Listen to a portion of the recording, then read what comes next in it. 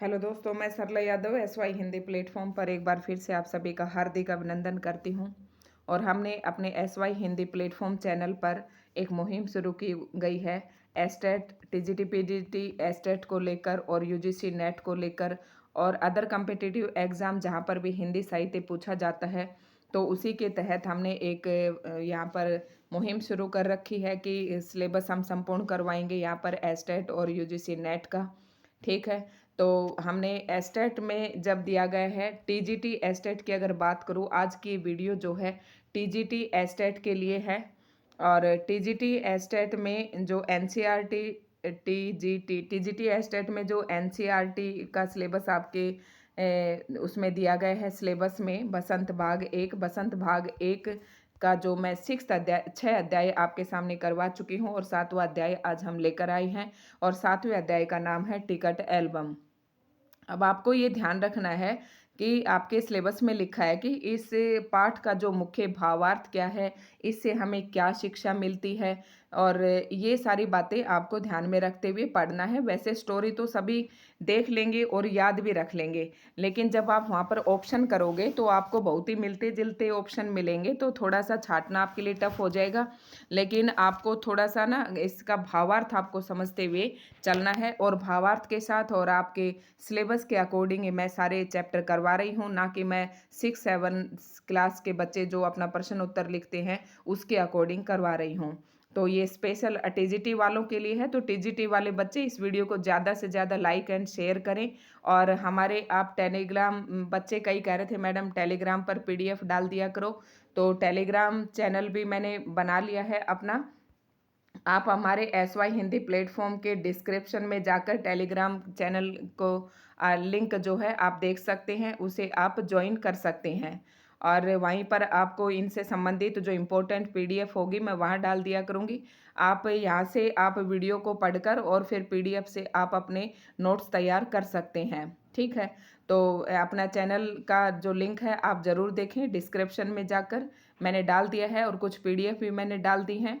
तो अब हम शुरू करते हैं इस चैप्टर को, और सबसे पहले ये देखते हैं कि इस पाठ से हमें क्या शिक्षा मिलती है।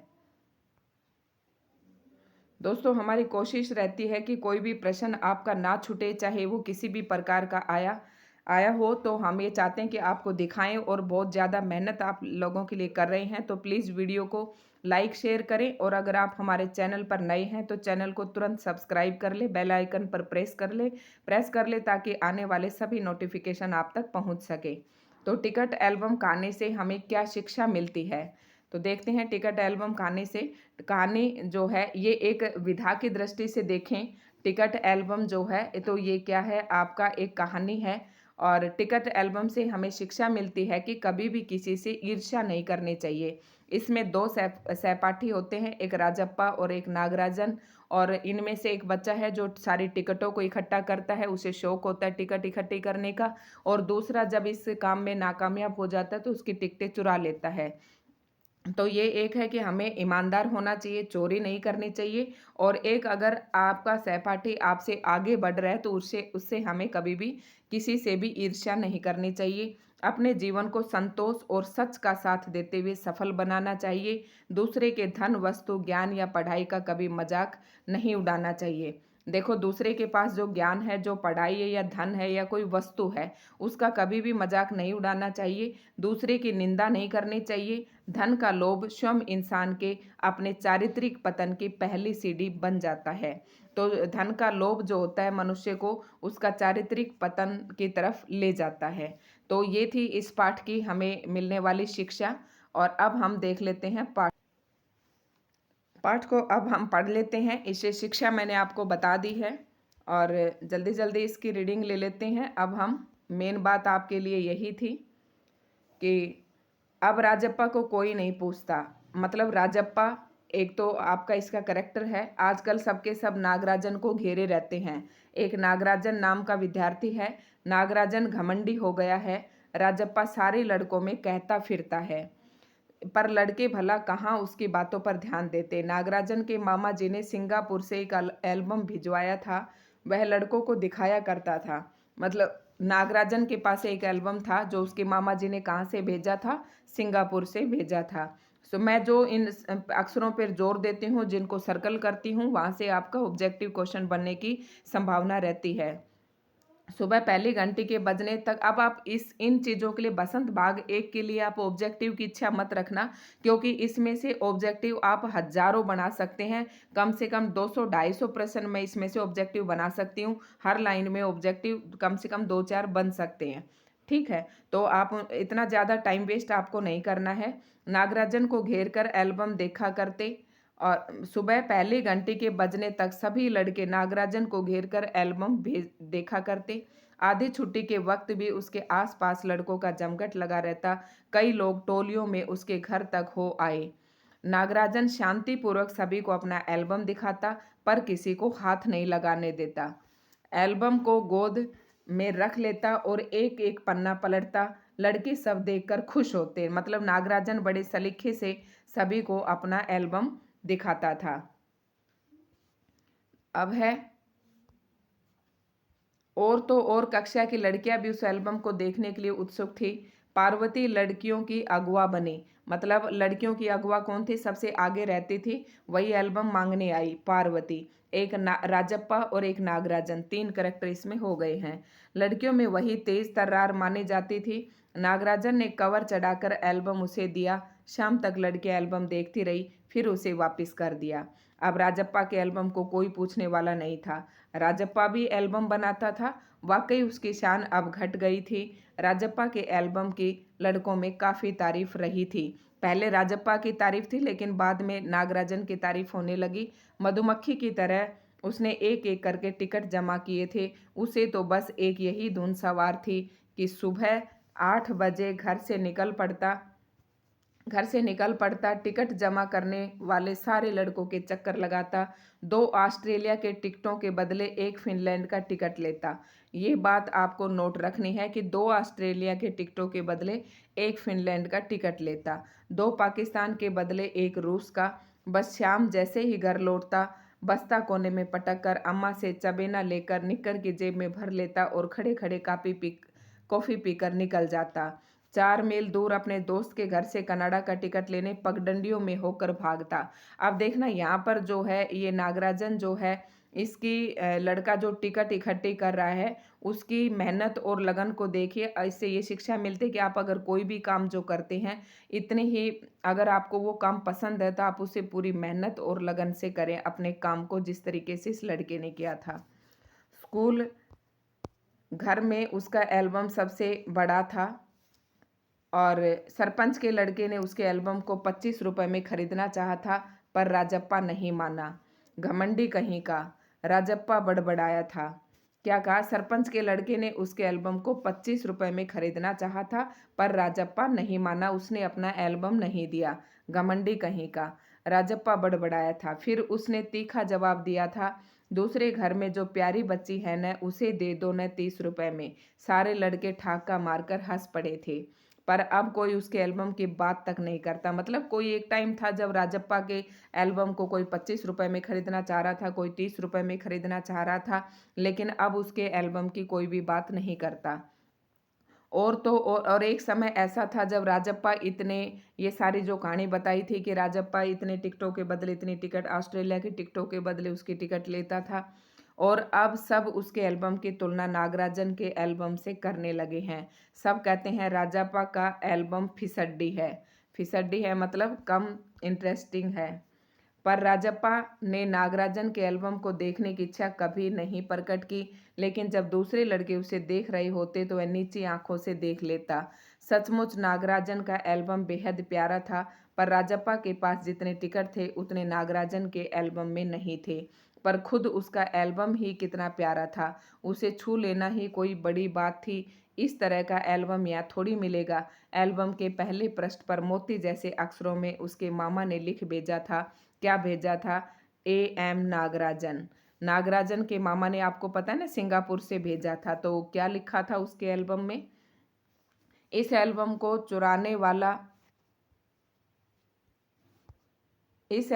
चुराने वाला बेशरम है, ऊपर लिखे नाम को कभी देखा है? यह एल्बम मेरा है। जब तक घास हरी है और कमल लाल, सूरज जब तक पूरब से उगे और पश्चिम में छिपे, उस अनंत काल तक के लिए एल्बम मेरा है, मेरा रहेगा। लड़कों ने इसे अपने एल्बम में उतार लिया। लड़कियों ने झट कॉपियों और किताबों में टीप लिया। टीप लिया मतलब उतार लिया, उसकी नकल करके लिख लिया। कुछ लोग यह नकल क्यों करते हो? तुम लोग ये नकल क्यों करते हो? नकलची कहीं के। राजप्पा ने लड़कों को घुड़की दी। सब चुप रहे पर कृष्णन से नहीं रहा गया। मतलब राजप्पा ने लड़कियों से ये कहा कि तुम ये क्यों ऐसा क्यों करते हो, मेरी नकल क्यों करते हो, मेरे मतलब वो चिढ़ गया, ईर्ष्या करने लग गया। जा जा जलता है ईर्ष्यालु कहीं का। राजप्पा लड़कों से चिढ़ता था जब वो उसकी नकल करते थे या उसके एल्बम को देखते थे। मैं काहे को जलूं, जले तेरा खानदान, मेरा एल्बम उसके एल्बम से कहीं बड़ा है। राजप्पा ने शान बघारी। राजप्पा ने फिर नागराजन के एल्बम के तुलना में कहा कि मेरा एल्बम जो है ज़्यादा बड़ा है। अरे इसके पास जो टिकटें हैं वह है कहीं तेरे पास? सब क्यों, बस एक इंडोनेशिया का टिकट दिखा दो। अरे पानी भरोगे? हाँ, कृष्णन ने छेड़ा। कृष्णन ने राजप्पा को छेड़ते हुए कहा कि तेरे पास इतनी टिकट नहीं है जितनी नागराजन के पास है, एक इंडोनेशिया का टिकट दिखा दो। पर मेरे पास जो टिकट है वह कहाँ है उसके पास? राजप्पा ने फिर ललकारा। मतलब लड़के जो हैं नागराजन की ज़्यादा प्रशंसा कर रहे हैं, वो राजप्पा को चिढ़ा रहे हैं। फिर से राजप्पा को ललकारते हैं कि तेरे राजप्पा कहता है कि मेरे पास जो टिकट है वो उसके पास कहाँ है, उसके पास जो टिकट है वही दिखा दो। कृष्णन भी कम नहीं था। कृष्णन ने यह कहा कि जा, जो उसके पास टिकट है वही दिखा दे तू। ठीक है, 10 रुपए की शर्त, मेरे वाले टिकट दिखा दो। तुम्हारा एल्बम कूड़ा है, कृष्णन चीखा। हाँ हाँ कूड़ा, लड़के जैसे कोरस गाने लगे। ठीक है, फिर है राजप्पा को लगा अपने एल्बम के बारे में बातें करना फालतू है। राजप्पा को लगा कि अब तुझे अपने एल्बम के बारे में कोई भी बात नहीं करनी चाहिए। उसने कितनी मेहनत और लगन से टिकट बटोरे हैं। सिंगापुर से आए इस एक पार्सल ने नागराजन को एक ही दिन में मशहूर कर दिया। ये पार्सल उसके मामा ने भेजा था। पर दोनों में कितना अंतर है, मतलब दोनों के पास एल्बम है लेकिन दोनों में स्वभाव में कितना अंतर है, ये लड़के क्या समझेंगे। राजप्पा मन ही मन कुढ़ रहा था। स्कूल जाना अब खलने लगा था और लड़कों के सामने जाने से शर्म आने लगी। आमतौर पर शनिवार और रविवार को टिकट की खोज में लगा रहता, परंतु अब घर घुसा हो गया। मतलब शनिवार और एतवार को पहले तो वो टिकट इकट्ठी करने की खोज में लगा रहता था और अब वो घर के अंदर ही रहने लग गया था। घर घुसा मतलब घर के अंदर ही रहने लग गया था। दिन में कई बार एल्बम को पलटता रहता, रात को लेट जाता, सहसा जाने क्या सोच कर उठता, मतलब अचानक उठता, ट्रंक खोलकर एल्बम निकालता और एक बार पूरा देख जाता।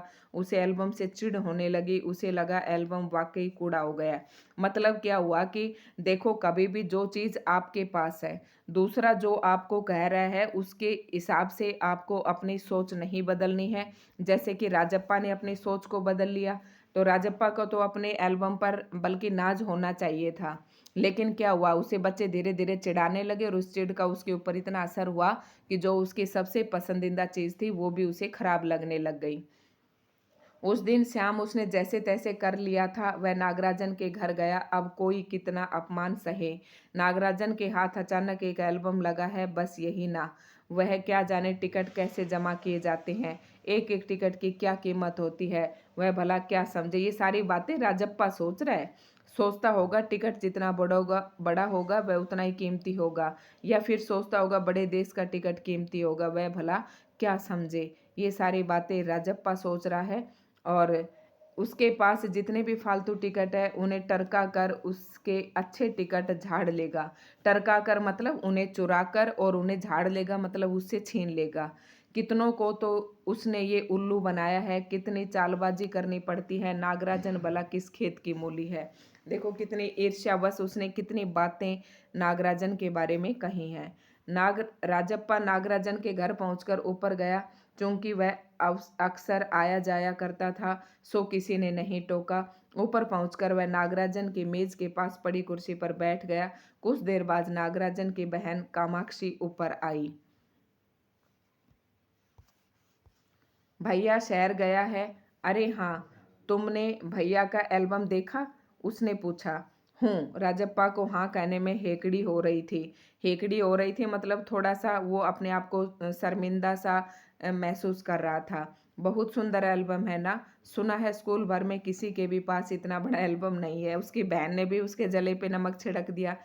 तुमसे किसने कहा? भैया ने।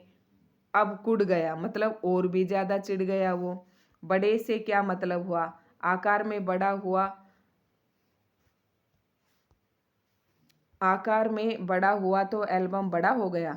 उसकी चिड़चिड़ाहट साफ थी। कामाक्षी कुछ देर तक वही रही, फिर नीचे चली गई। राजा मेज पर बिखरी किताबों को टटोलने लगा। अचानक उसका हाथ दराज के ताले से टकरा गया।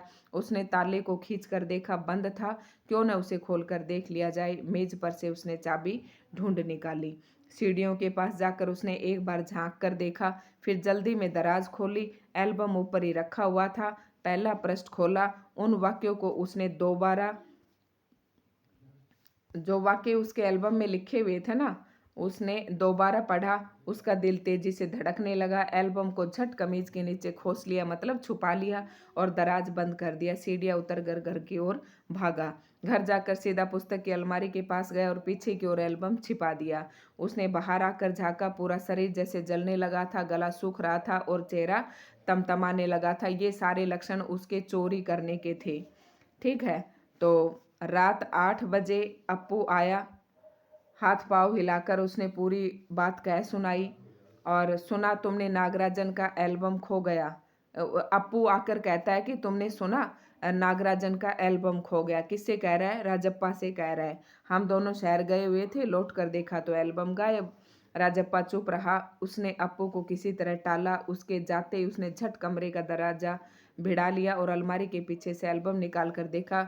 उसे फिर छिपा दिया। डर था कहीं कोई देख न ले।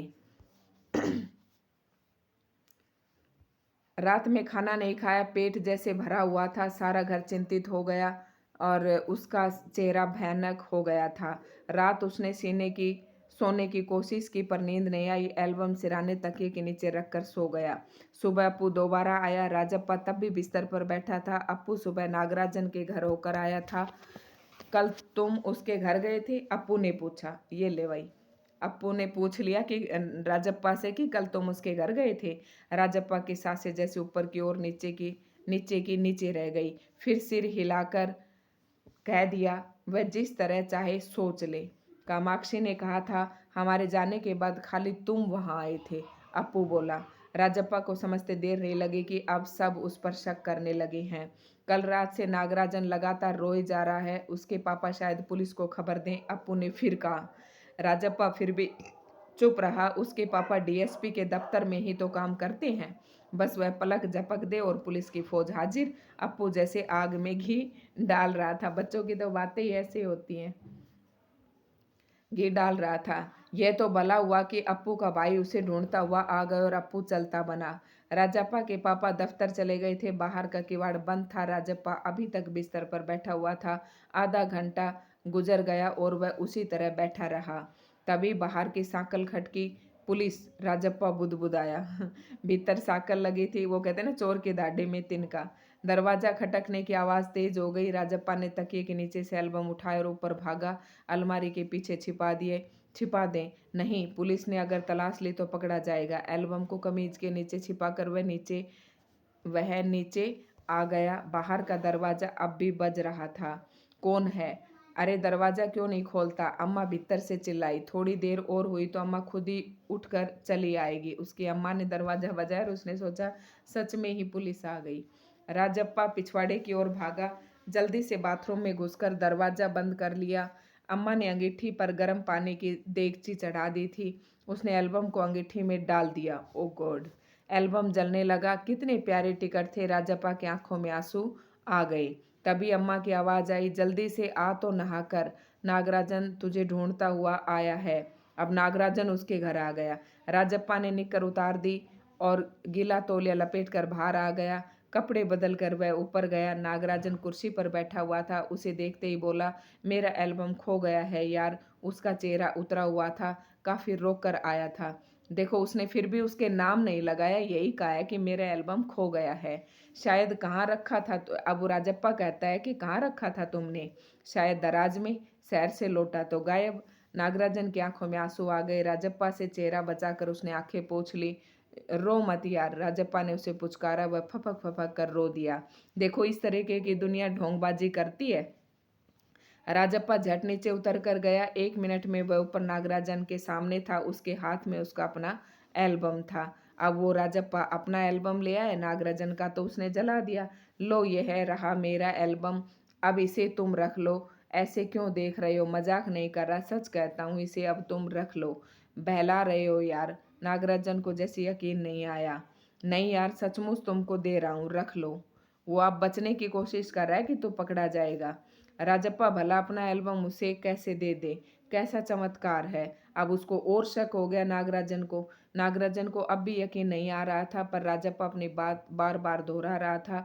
उसका गला भर आया था, मतलब उसे अफसोस हो रहा था। ठीक है, मैं इसे रख लेता हूँ, पर तुम क्या करोगे।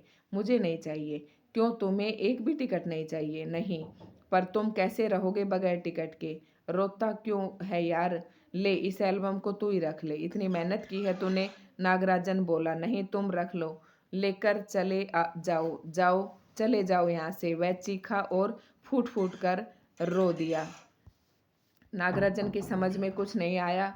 वह एल्बम लेकर नीचे उतर गया। कमीज से आंखें पोंछता हुआ राजप्पा भी नीचे उतर आया। दोनों साथ साथ दरवाजे तक आए। बहुत बहुत धन्यवाद, मैं घर चलूं। नागराजन सीढ़ियां उतरने लगा।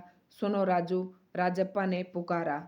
नागराजन ने उसे पलटकर देखा। एल्बम दे दो, मैं आज रात जी भरकर इसे देखना चाहता हूँ। कल सुबह तुम्हें दे जाऊंगा। ठीक है। नागराजन ने उसे एल्बम लौटा दी और चला गया। राजप्पा ऊपर आया। उसने दरवाजा बंद कर लिया और एल्बम को छाती से लगाकर फूट फूट कर रो दिया। और ये पाठ किसने, मतलब उसने भाई बचपन, उसमें बचपन स्वाभाविक, उसने बाल सुलभ ये मतलब कर तो दिया, चोरी तो कर ली। चोरी कर लेता तो मिल भी जाता, लेकिन उसने तो उसे नष्ट ही कर दिया और उसे अब पश्चाताप हो रहा था।